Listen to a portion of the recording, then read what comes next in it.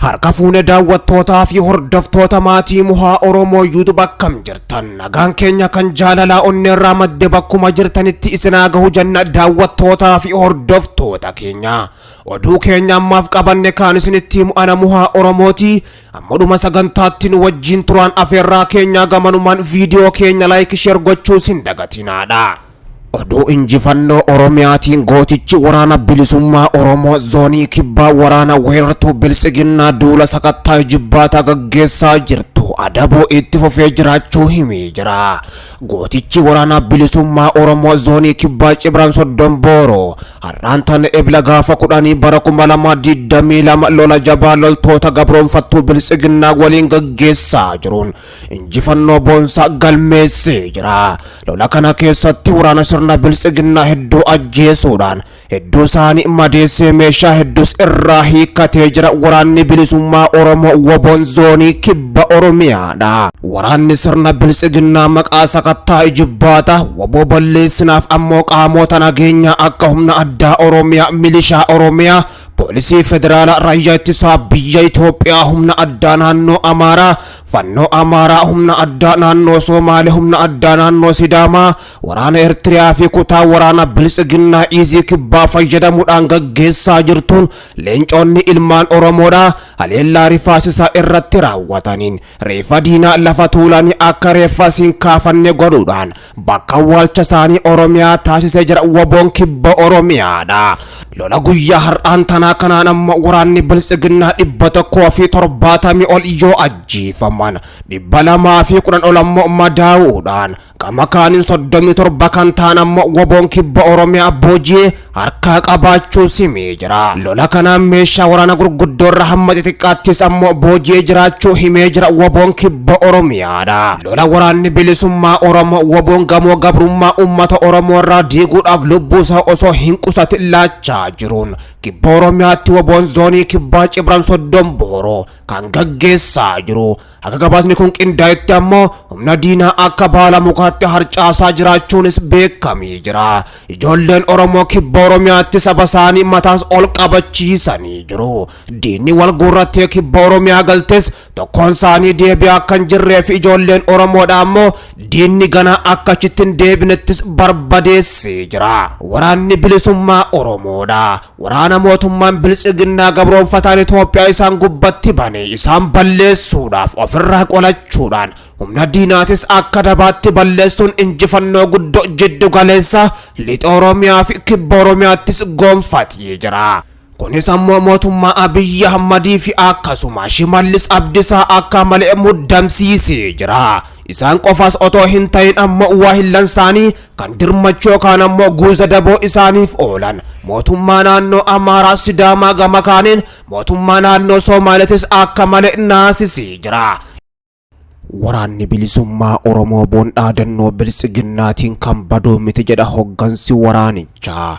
Waraanni bilisummaa Oromoo dhaadannoo mootummaan bilisiginnaa yeroodhaan yerootti dhaadatuun kan baduu miti jedha waraanichini. Inumaatu woboon akkaan cimaa dhufuudhaaf mootummaa irratti ammoo tibba kanas injifannoo gurguddoo galmeessee jiraachuutu himame. Waggoota afran sadan darban keessa qondaalonni olaanoon bilisiginnaa fi kan waraana bilisummaa Oromoo baasii tokko kaan ammoo guyyaa 15 keessatti balleessana jedhanii irra deebiidhaan ammoo dhaadataa turanii. Waraanninis irra deebiidhaan labsamee ture. Waggoota 4 booda har'as waraanni bilisummaa Oromoodhaa hin banne jedhan dubbi himan waraana bilisummaa Oromoo Odaa Tarbiidha. Inumaatu warreen keessa woboo dhaabee kan woboon gama humna waraanaa leenjii loltummaa fi meeshaa waraanaan garmalees cimee jira jedhan. Kutaaleen Oromiyaa hedduunis to'annoo woboo jala galuutu dubbatama. Mootummaan muddama keessa gale ammoo tibba kana duula farra riphee lolaa ittiin jedhee waraana Eertiriyaa fi kan humna Amaaraa hirmaachise Oromiyaa irrattis labsii jira. Waraanni bilisummaa Oromoo kana ilaalchisuun ammoo ibsa kenneen akka kanaan woboon ammoo injifatamuus hin danda'amu jedhanii. Dubbi himaan idil addunyaa waraanichaa Odaa Tarbii ammoo woboon dhaadannoodhaa fi duula akkanaatiin ammoo lolus hin danda'u ja'anii jiru. Inumaatu ammoo kan mootummaan karoorseen faallaa oboon injifannoo gurguddoo tibba kana kutaalee Oromiyaa garagaraatti galmeessaa jira jedhanii.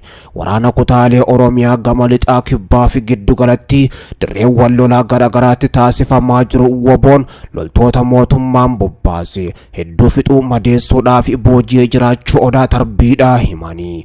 Qabsoo woboodhaa hanga cunqursaan cabutti kan jedhan dubbii himan waraanichaa woboon ammoo kanaaf qophii barbaachisu taasisuus himanii jiru Odaa Tarbiidhaa. Kun ammoo otoo kanaan jiru humni mootummaa naannoo Somaalee Oromiyaa gama kibbaatti bobbaafamuu isaanii mirkaneeffadheen jira jedha wobooni. Mootummaan federaalaa Oromiyaa fi Somaalee akkaataa humnoota naannoo Somaalee Oromiyaatti bobbaasuun danda'amu irratti mari'atanii akka turan gabaasuun keenyas ni yaadatama. Lolli Tigraay gubbatti adeemaa ture yeroo Oromiyaatti fuula adeeffatee jiru kanatti Oromoon lubbuun jiraachuudhaaf of oolchuudhaaf ammoo of qopheessee duula gubbatti baname kana ofirraa qolachuu qaba jedhan hayyoonni Oromoodha. Carraan Tigraay qaqqabee ture amma gama Oromiyaadhaa deebi'ee waan jiru fakkaata. Mootummaan Abiyyi Ahmad waggaa tokko dura naannoo Tigraayitti humnoota naannolee garagaraa humnoota mootummaa federaalaa dabalatee gama kaaniin hamma dhiitee kufaatti gama daangaa kaaba naannoo Amaaraatii fi bahan ammoo Affaariin Tigraayitti bobbaasee kan ture ammas Oromiyaatti gara bahaatii fi gama kaaniin kibba dabalatee akkasumatti jiddu galeessaan humna addaa naannoo Sidaamaa humna addaa naannoo Amaaraatii fi akkasumatti illee humna addaa naannoo Somaaleetii fi gama kaaniin waraana Shaabiyaadhaa gama daangaa naannoo Affaariin galchuuf akka jirutu himamaa jira. Humnoonni kun martinuu ammoo maqaa waraana bilisummaa Oromoo balleessuu jedhuun Oromiyaa keessa galanii ummata keenya balleessuudhaaf akka jiran kan himamaa jiru. Oromoon ammoo badii isa gubbatti raawwachuuf deemu kana dursee itti of qopheessuun irraa ifan bisuu qaba jechuudhaan hayyoonni keenya Oromootis ergaa jajjabduu dabarsaa jiru. Humnoonni mootummaan Abiyyi Ahmad yeroo ammaan tana Oromiyaatti bobbaasaa jiru kun ammoo akkuma kanaan dura Tigraayitti duulanii uummata Tigraay miliyoona hedduu qe'ee isaanii irraa buqqaasanii kanneen ammoo kuma dhibba hedduutti lakkaa'aman beelaan fixanii gama kaaniin kanneen kumaatamaan lakkaa'aman ammoo walitti qabuun rashananii dubartootas kanneen dhibbaatamaan lakkaa'aman ammoo gudeedaa turan Oromiyaatti illee sarraawwachuudhaaf adeemaa jiru. Duulaa baashanii balleessu ijoo kanaan ammoo mootummaan Abiyyi Ahmad akkuma Tigraayitti uummata Tigraay baquu gaccabsee beelaa fi gama kaanii wantoota garagaraatiin qoqqobaa turetti Oromoodhaas qoqqobuudhaa fi gama kaaniin Oromoodhaaf kan qabsaawaa jiru waraana bilisummaa Oromoo otoo hin taane paartii keenya Biltsiginnaa jechuudhaan uummata Oromoodhaa ammoo Biltsiginnaa dirqiin fudhachiisuudhaafis kan hojjechaa jirudha. Oromoon ammoo sirna Biltsiginnaa fudhachuus erga didee bubbulee jira. Gootumatti ammoo paartiileen siyaasaa Oromootii fi gama kaaniin ammoo uummanni Oromootis sirnicha kana lagachuudhaan faallaa dhaabbatanii balaaleeffachuu gubbatti argamu.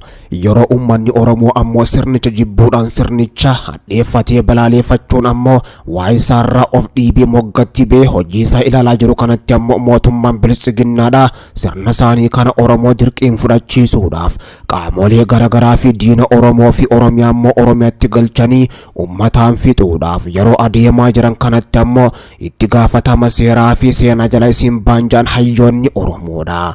Gochaan Abiyyi Ahmadii fi Shimallis Abdiisaa wajjin ta'uudhaan Oromiyaatti humnoota adda addaa bobbaasanii hojjechuudhaaf adeeman kun ammoo gochaa fudhatamaas hin qabnedha. Abiyyi Ahmadii fi Shimallis Abdiisaadhaa gocha gara jabeenyaa Oromoo gubbatti raawwachuudhaaf adeemaniif raawwachaa turan kan ammoo hin dhaaban taanaan Oromoon Tigraay caalaa ammoo isaan jibbee isaan balaaleeffatee hadheeffatee isaan dura dhaabbachuudhaafis qophii jedhan. Uummanni Oromoodhaa humna isaa ammoo tiksuudhaafis qophaa'ee jira. Waraana kana balleessina jaanii ammoo waraanni achi keessa galee tokkos deebuuf hin taa'u. Akkuma naannoo Tigraayitti ammoo uummanni Oromootis waraana mootummaan bobbaasaa jiru kan loluuf akka taa'utu himamaa jira. Mootummaan Abiyyi Ahmad humna Shaabiyaatii fi gama kaanii naannoo Somaalee, naannoo Affaar, naannoo Oromiyaa, naannoo Amaaraatii fi naannoo Sidaamaa dabalatee hedduu isaanii Tigraayitti ammoo yoo galchellee injifachuus hin dandeenye. Sababbiin ammoo uummanni TPLF wajjin ta'uudhaan waan isaan loleef uummataatu nu lole jechuudhaan ammoo injifatamanii keessaa bahanii. Oromiyaattis ammoo uummanni Oromoodhaa isaanii loluudhaaf of qopheessuu qaba jedhan hayyoonni Oromoodha yoo ergaa jajjabduu dabarsanii.